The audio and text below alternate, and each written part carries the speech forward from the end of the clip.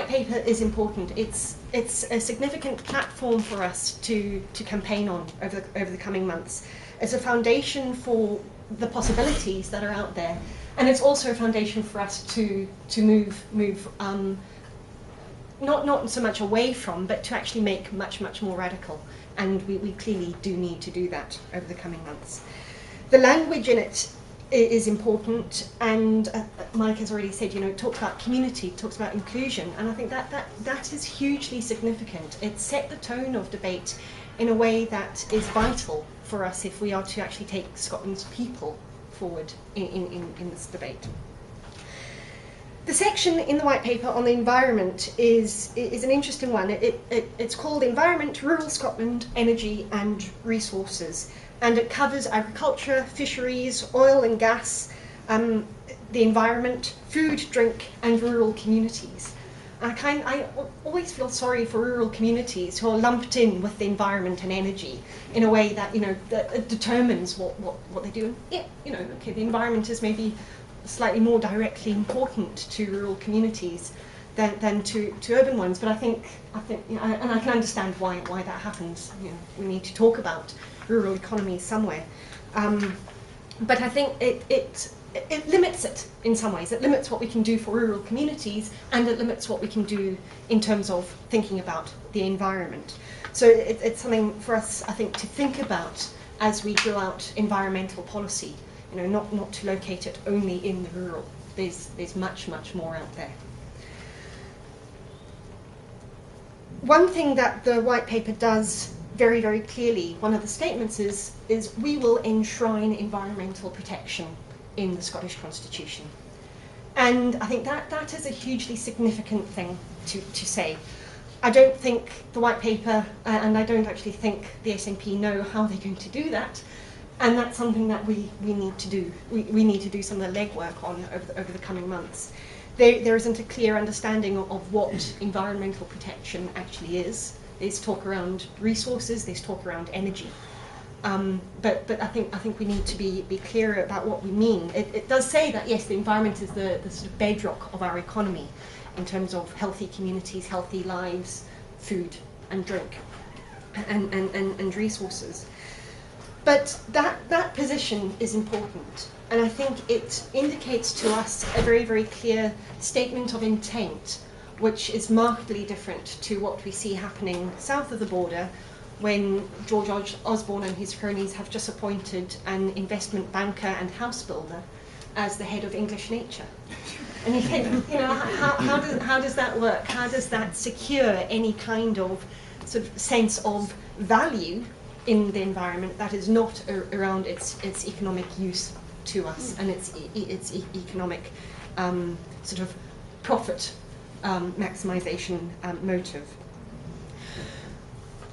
However, there are things in the environment section which I think we need to tease out and we need to improve. We need to improve quite dramatically. Perhaps the crucial one is that it says, I'll read the quote.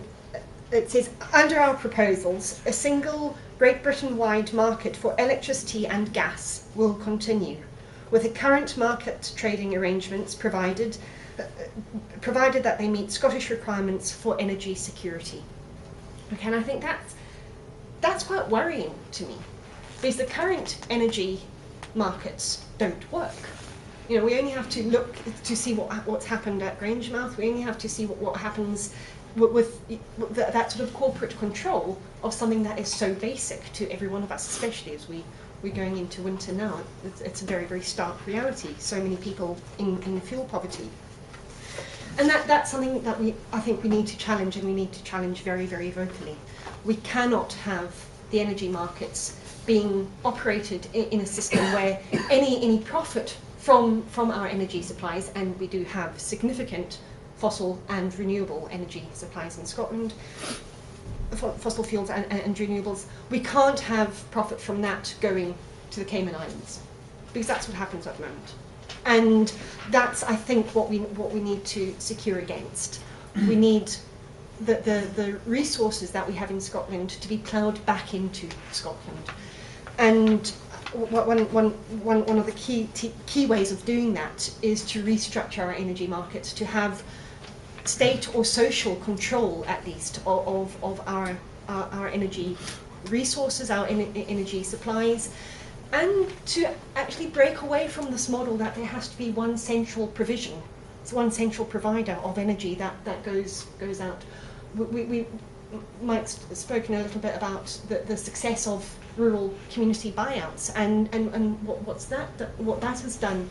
You know, making local secure energy supplies in local communities, whether they are rural or urban communities. Those are the kinds of energy security things that I would like to see enshrined in our constitution. Local communities having the rights to control their own energy supply, own and control their own energy supply. We aren't going to get energy security if we carry on with the market system that we've got at the moment.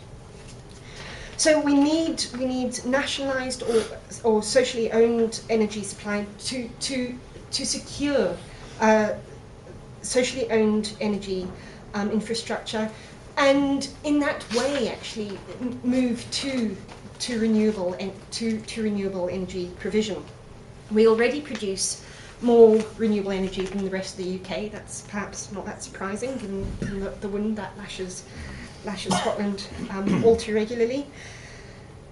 But making sure that we maximise what renewables we've got will mean that we can lock in low prices, we can lock in local provision, and create lots of high-value jobs in the energy market. At the moment, we don't have those. Because the money the way that the fossil fuel energy system works, the profit that's generated either, as I say, goes off to the Cayman Islands or gets invested back into maintenance and infrastructure, rather than into supporting people in employment.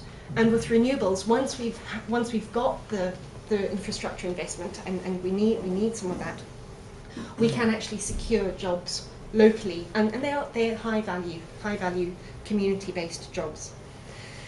A couple of other things to say about energy and carbon emissions particularly. Scotland has, and we all know this, had the most ambitious carbon reduction targets for the last few years, and it has a pretty good record. It's one of the biggest reducers in emissions in Europe. It's averaged 29% reduction since 1990 compared to the European average of about 17%. But that's because we were in a very bad place to start off with. You know, so I think we need to look at that in context. And one thing that the white paper does not do is actually detail how that energy, how that carbon reduction will actually be achieved. There isn't significant, there isn't enough information around the economy, the economics of the renewables sector, I don't think. A couple of other things I think to say, just in closing. One of the things we need to be absolutely sure about is how we manage industrial transformation. Britain has, I don't think, really been very good at that over the last few centuries. You just need to look at the former mining communities to know that they've been, you know, nobody cares in Westminster. Nobody cares about the vast communities that have been laid to waste. And that's something that we need to take seriously if we are proposing a huge shift away from the fossil fuel energy sector, and I think we have to.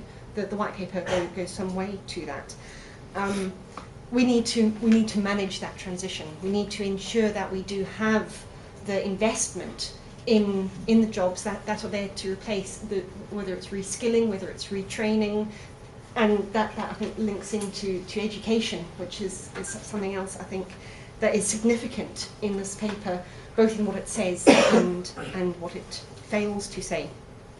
I'll leave you just with two points. I'm not you know, we are all here because we believe that independence is the best way forward for Scotland, and so two things that Westminster's government has done in the last couple of years won't come as a surprise as being bad for us.